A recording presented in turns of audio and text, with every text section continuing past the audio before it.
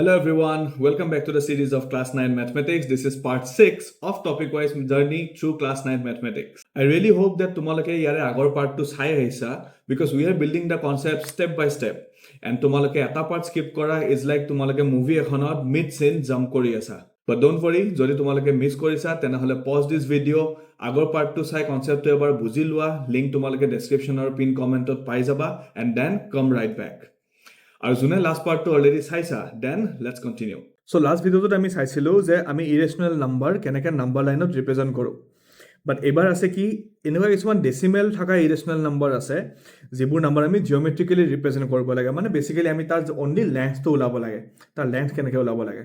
চ' এতিয়া চোৱা first question আছে আমাৰ represent √4.2 on the number line geometrically show' same মই তোমালোকক ইয়াতে টেবত দেখাব নোৱাৰোঁ চ' আহা মই তোমালোকক কপিত এইটো বস্তু কৰি দেখাওঁ কেনেকৈ আমি এইটো বস্তু কৰিব পাৰোঁ চ' মোৰ ফাৰ্ষ্ট কুৱেশ্যনটো আছিল যে represent √4.2 on the number line geometrically show' মই কি কৰিম √4.2 লাগে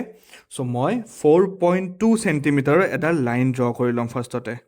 চ' এইটো চোৱা এইটো হ'ল মোৰ 4.2 চেণ্টিমিটাৰ ইয়াতে মই এটা পইণ্ট দিম চ' এইটো হ'ল মোৰ এইখিনিৰ পৰা এইখিনিলৈকে আছে 4.2 চেণ্টিমিটাৰ ৰাইট চ' এতিয়া আমাৰ এই কুৱেশ্যনটোত কেনেকৈ কৰিম আমি 4.2 চেণ্টিমিটাৰ ড্ৰ কৰিলোঁ নহয় তাৰপিছত এগেইন 1 চেণ্টিমিটাৰ এটা মই এড কৰিম 4.2 চেণ্টিমিটাৰ প্লাছ 1 চেণ্টিমিটাৰ কিমান হ'ব এইটো হ'ব 5.2 চেণ্টিমিটাৰ ৰাইট চ' মই পইণ্টকেইটা কিবা কিবি নাম দি লওঁ এইটো মই নাম দি লওঁ অ' এইটো মই নাম দি লওঁ এ এইটো মই নাম দি লওঁ B so' O' A B চ' নাম দিলোঁ এতিয়া মই কি কৰিম এতিয়া মই কৰিম অ' এ লাইনডাল আছে 4.2 চেণ্টিমিটাৰ আৰু অ' বি লাইনডাল আছে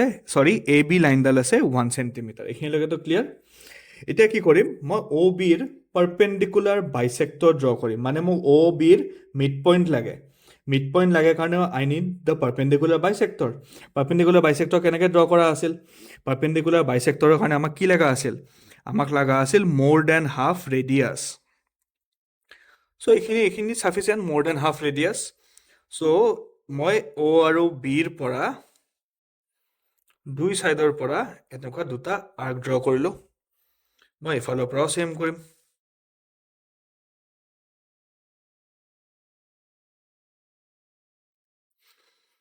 এইডাল আৰ্কডাল কাটা নাই চ' মই এইডাল অলপ এক্সটেণ্ড কৰি দিওঁ য়েছ চ' এতিয়া মই যদি এইডাল জইন কৰোঁ মানে একদম পাতলাকৈ জইন কৰিছোঁ চ' ডেট মই ইয়াৰ মিড পইণ্টটো গম পাওঁ এইটো হৈ যাব মোৰ মিড পইণ্ট কাৰ মিড পইণ্ট অ' বিৰ মিড পইণ্ট এতিয়া এই পইণ্টটোক চেণ্টাৰ কৰি আৰু এই পইণ্টটোক চেণ্টাৰ কৰি চোৱা আৰু অ' আৰু বি এইখিনি ৰেডিয়াছ কৰি যিটো আমাৰ পাৰপেণ্ডিকুলাৰ বাইচেক্টৰৰ চেণ্টাৰ আছিল সেইটো হ'ব আমাৰ চেণ্টাৰ আৰু আমি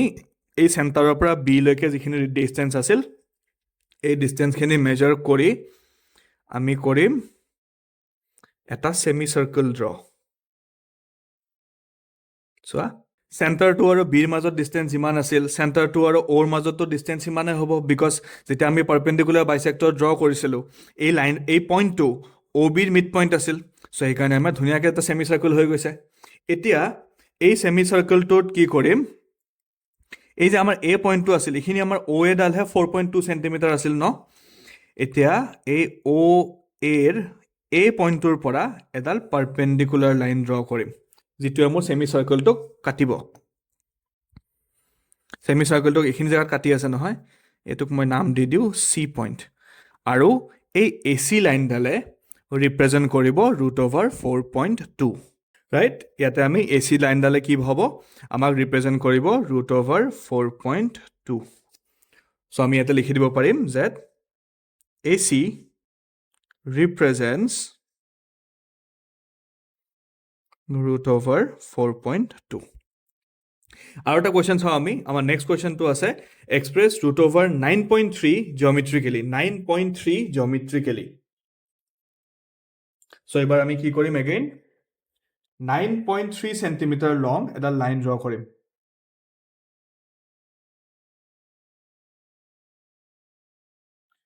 এইখিনিলৈকে মোৰ 9.3 আছে So ইয়াতে মই এটা মাৰ্ক কৰি ল'ম যে দিছ ইজ 9.3 এণ্ড দেন 9.3ৰ পৰা এগেইন মই 1 চেণ্টিমিটাৰ এটা এক্সট্ৰা ড্ৰ কৰিম কিমান হ'ব মোৰ 10.3 ৰাইট চ' নাম দি ল'লোঁ O A আৰু B ইয়াতে এ বি আছে মোৰ 9.3 চেণ্টিমিটাৰ আৰু এ বি আছে 1 চেণ্টিমিটাৰ এতিয়া কি কৰিম নেক্সট ষ্টেপ হ'ল মোক অ' আৰু বি যিডাল লাইন আছে যিডাল মেইন লাইন আছে সেই লাইনডালৰ মিড পইণ্ট লাগে মিড পইণ্টৰ কাৰণে মই কি বনাম পাৰ্পেণ্ডিকুলাৰ বাইচেক্টৰ বনাম পাৰ্পেণ্ডিকুলাৰ বাইচেক্টৰৰ কাৰণে মোক লাগিব মোৰ দেন হাফ দ্য ৰেডিয়াছ চ' এইখিনি আমাৰ মোৰ দেন হাফ দ্য ৰেডিয়াছ হ'ব চ' মই বি আৰু অ' পইণ্টক এবাৰ এবাৰ কনচিডাৰ কৰি দুটা আৰ্ক ড্ৰ কৰিম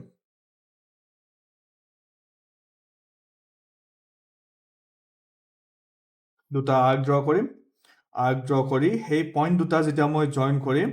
মই কি পাম মই পাম mid point of the line O' B লাইনডালৰ যেতিয়া মিড পইণ্টটো পাই যাম তাৰপাছত কি কৰিম সেই পইণ্টটো ল'ম চোৱা সেই পইণ্টটো ল'ম আৰু মই কি ল'ম মই ল'ম ৰেডিয়াছ কিমান ৰেডিয়াছ ল'ম সেই পইণ্টটো আৰু অ' আৰু পইণ্টটোৰ মাজত ডিষ্টেঞ্চ কিমান ৰেডিয়াছ ল'ম মই